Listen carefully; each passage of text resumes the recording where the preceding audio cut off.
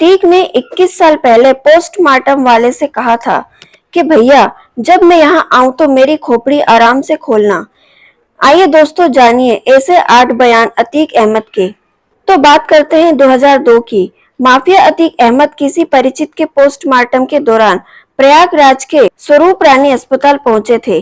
अंदर शवों का चीरफाड़ करने वाले 2 कर्मचारियों को मिलने के लिए बुलाया। उनसे परिचित के पोस्टमार्टम की जानकारी ली।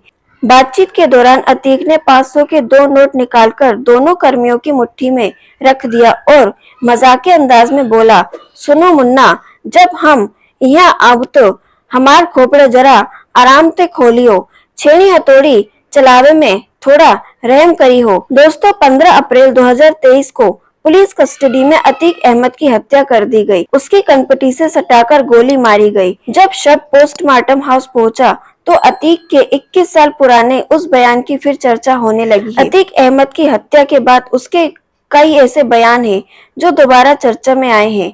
उसने कभी अपनी लाठी के जोर की बात कही, कभी अपने मर्डर के तरीके की, कभी मायावती पर सवाल उठाए तो कभी योगी आदित्यनाथ की तारीफ की। तो दोस्तों जानते हैं उसके सारे बयान। पहला बयान है, सड़क किनारे पड़े मिलब। बात है 2004 की। अतीक अहमद फूलपुर संसदीय सीट से चुनाव लड़ रहा था। इस दौरान टाइम्स ऑफ इंडिया को दिए एक इंटरव्यू में उसने कहा, एनकाउंटर होगा या पुलिस मारेगी या कोई अपनी ही बिरादरी का सिरफिरा, सड़क किनारे पड़े मिलब। उसी दौरान एक अन्य इंटरव्यू में अतीक ने अपने अंजाम के बारे में कहा था, सबको पता है कि अंजाम क्या होना है, कब तक टाला जा सकता है। इस इंटरव्यू में अतीक को बताया गया था कि वो उस सीट से चुनाव लड़ रहे हैं जहां से भारत के पहले प्रधानमंत्री जवाहरलाल नेहरू चुने गए थे। इस पर अतीक ने कहा था, पंडित जी की तरह हम नैनी जेल में भी रहे हैं, वो किताब लिखे वहां हमें अपनी हिस्ट्री शीट की वजह से जाना पड़ा। दोस्तों अब बात करते हैं दूसरे बयान की। अल्लाह ने हमारी लाठी में भी ताकत दी। बात है 2016 मई की। प्रतापगढ़ के रानीगंज में एक मुशायरा हुआ था। इसमें इमरान प्रतापगढ़ी भी मौजूद थे। उनको हाल ही में यश भारती सम्मान मिला था।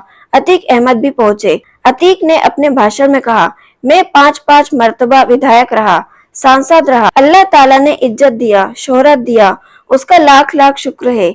लाठी में भी ताकत दिया, लेकिन अगर वहीं मुझको कमी एहसास होता है तो इल्म की कमी का एहसास होता है। मैं बहुत सी जगह एहसास कमतरी का शिकार हो जाता हूँ। तीसरा बयान है, मुलायम की सरकार में मुसलमान सीना तानकर चलता है। बात है 2016 की। 2016 में प्रतापगढ़ के सम्मेलन में अतीक अहमद ने कहा, एक साहब कह रहे थे कि मुलायम सिंह की सरकार में इतने दंगे हो चुके हैं, बताइए मुसलमान कहां से वोट देगा। हम आपसे कहना चाहते हैं, हालांकि कुछ बात मन से कहने की नहीं होती। जब मायावती या बीजेपी की सरकार रहती है तो मुसलमान घर पर दबकर रहते हैं। मुलायम सिंह की सरकार में सीना तनकर चलते हैं। यही लोगों को नागवार गुजरता है और दंगे होते हैं। लेकिन एक लाइन में अगर आप समझना चाहते हो तो समाजवाद का मतलब होता है सबसे कमजोर आदमी के चेहरे पे मुस्कान पैदा करना, सबसे पीछे वाले आदमी के चेहरे पे मुस्कान पैदा करना। और मुसलमान इसलिए भी समाजवादी पार्टी के साथ है कि उसका मजहब भी बराबरी की बात करता है, इक्वलिटी की बात करता है। उसका मजहब यही कहता है कि एक ही सब में खड़े हो गए महमूद व अयाज, ना कोई बंदा रहा ना कोई बंदा नवाज।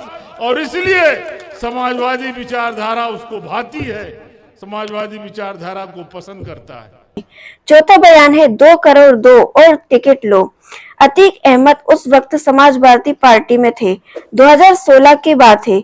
2016 के एक सम्मेलन में बसपा सुप्रीमो मायावती के बारे में कहा था, मायावती के कौन है कौन नहीं है, वहां तो किसी भी गड्ढे से निकल के आओ, 2 बाल्टी पानी डालो, 2 करोड़ रुपया जेब में रखो और टिकट लेकर चले जाओ।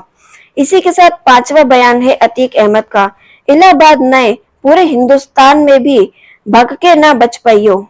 अतीक के जुल्म का शिकार प्रयागराज के बमरोली का एक प्रॉपर्टी डीलर जैद खालिद भी है। अतीक की मौत के बाद जैद अपनी आप बीती मीडिया को बताता है। ये घटना है 22 नवंबर 2018 की। सुबह 7 बजे उसका अपहरण करके देवरिया जेल से लाया गया। वहाँ अतीक बैठा था। देखते ही बोला, बड़का प्रॉपर्टी डीलर बन गए हो तो का मना किए रहे, विष्णुपुरी वाली जमीन ना खरीदियो। इसके बाद अतीक के गुर्गों ने उसे उल्टा लटका दिया और घेर कर सैकड़ों लाठियां बरसाई।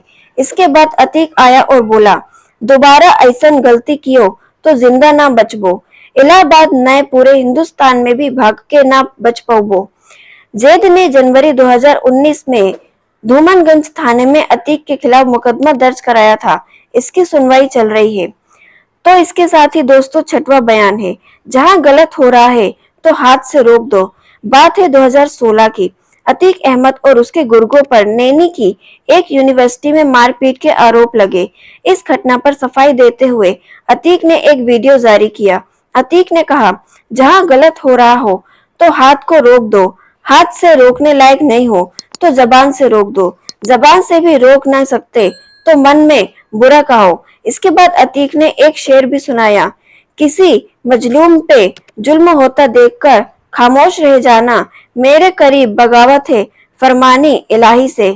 इसी के साथ सातवां बयान, योगी आदित्यनाथ बहुत बहादुर, ईमानदार और मेहनती। बात है अक्टूबर 2022 में गुजरात की साबरमती जेल में कैद बाहुबली माफिया अतीक अहमद को पेशी के लिए लखनऊ कोर्ट लाया गया था, जहां उसके सुर बदले बदले नजर आए। उसने पत्रकारों से कहा, योगी आदित्यनाथ बहुत बहादुर मुख्यमंत्री है, ईमानदार है और बहुत मेहनत कर रहे हैं। इसी के साथ दोस्तों लास्ट और आठवां बयान, हम बिल्कुल मिट्टी में मिल गए हैं।